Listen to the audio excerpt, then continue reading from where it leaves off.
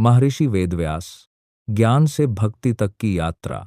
बहुत प्राचीन काल की बात है, जब धरती पर शब्द केवल ध्वनि नहीं थे बल्कि साधना थे, जब मौन भी एक उपदेश हुआ करता था, और जब ऋषियों के आश्रम केवल निवास स्थान नहीं बल्कि ब्रह्मज्ञान के द्वार हुआ करते थे। उसी काल में हिमालय की गोद में सरस्वती नदी के तट पर एक महापुरुष ध्यानस्थ थे। उनका वर्ण श्यामल था, जटाएं कंधों तक फैली थीं और नेत्रों में अनंत गहराई। वे थे कृष्ण द्वैपायन वेदव्यास। कहते हैं, व्यास जी का जन्म स्वयं साधारण नहीं था। महर्षि पराशर और सत्यवती के संयोग से जन्मे इस बालक में बचपन से ही अलौकिक तेज था। द्वीप पर जन्म होने के कारण वे द्वैपायन कहलाए और कृष्ण वर्ण के कारण कृष्ण द्वैपायन। बालक व्यास बचपन में ही वन की ओर आकर्षित हो गए। जहां अन्य बालक खेलते थे, वहां व्यास मौन में प्रश्न खोजते थे। मैं कौन हूं? यह संसार क्या है? और ईश्वर कहाँ है? ये प्रश्न उनके खेल थे। युवावस्था में प्रवेश करते ही व्यास जी ने घोर तप आरंभ किया। हिमालय की ठंडी हवाएं, वर्षा की धाराएं और वन्य पशुओं की गर्जना, कुछ भी उनके ध्यान को विचलित न कर सका। उनकी साधना से प्रसन्न होकर ब्रह्मा ने उन्हें दिव्य दृष्टि प्रदान की। अब व्यास समय के तीनों काल देखने लगे, भूत, वर्तमान और भविष्य।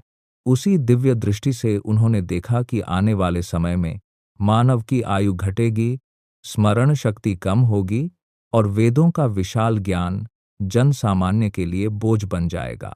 तभी व्यास जी ने एक ऐतिहासिक निर्णय लिया। व्यास जी ने एक नहीं 4 वेद किए, लग, यजुर, साम और अथर्व।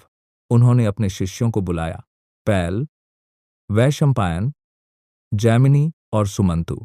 हर शिष्य को एक वेद सौंपा ताकि ज्ञान सीमित न रहे बल्कि फैल सके।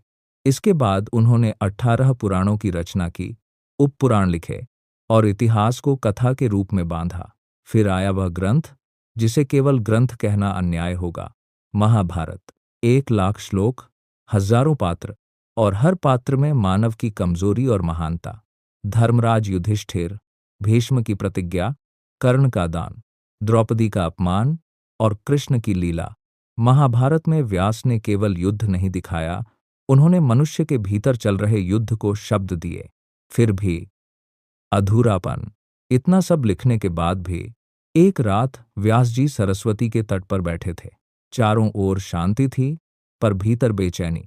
उन्होंने सोचा, मैंने संसार को इतना दिया, फिर भी मेरा मन अशांत क्यों है? वेद है, पुराण है, महाभारत है, फिर भी हृदय खाली है। तभी आकाश में वीणा की मधुर ध्वनि गूंजी। देवर्षि नारद प्रकट हुए। नारायण, नारायण कहते हुए वे व्यास के सामने बैठे।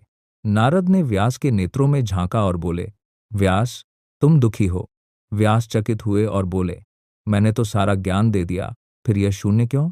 नारद मुस्कराए, क्योंकि तुमने ज्ञान दिया पर प्रेम नहीं दिया। नारद बोले, तुम्हारे ग्रंथ बुद्धि को तृप्त करते हैं पर हृदय को नहीं।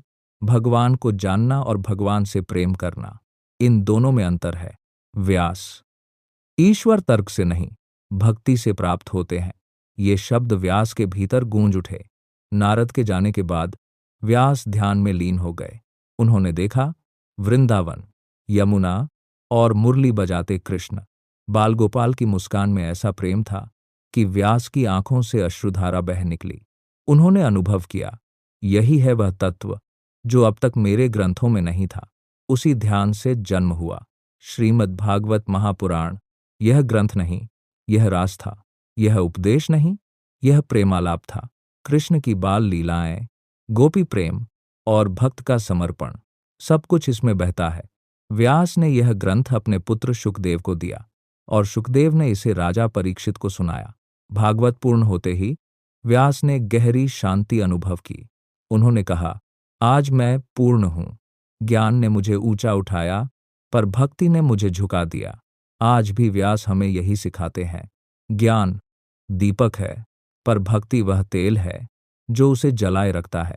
और शायद इसीलिए हर गुरु पूर्णिमा पर हम व्यास को स्मरण करते हैं, क्योंकि जिसने हमें भगवान तक पहुंचाया वह स्वयं पहले भक्त बना। दोस्तों, वीडियो अच्छी लगी हो तो वीडियो को लाइक और हमारे चैनल डिवाइन टेल्स को सब्सक्राइब जरूर करें।